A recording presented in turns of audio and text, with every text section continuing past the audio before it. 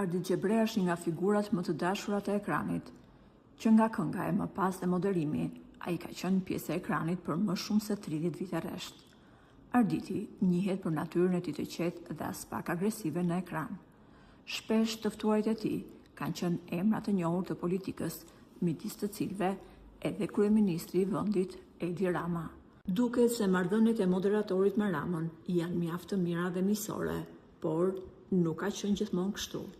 Nëse sot raportet e tyre janë rregulluar dhe duken mjaft të mira para syve të publikut, më herët mësohet se moderatori Ardit Xhebrea ka çuar në gjyq Edi Ramën, ku janë përballur për shkeljet e të drejtave që Arditi ka pretenduar para gjykatës se janë bërë. Por çfarë ka ndodhur?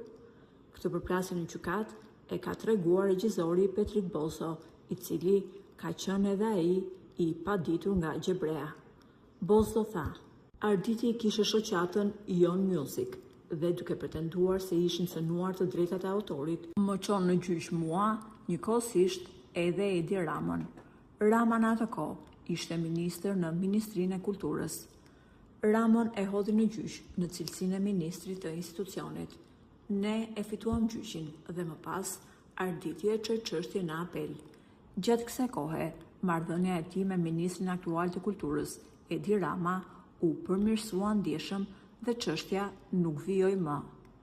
Edhe pse sot Arditi ka marrëdhënie të mira me Ramën, duket se më herët kanë patur përplasje ligjore, gjë që ka bërë që të dyja palët të shkojnë në dyert e gjykatave.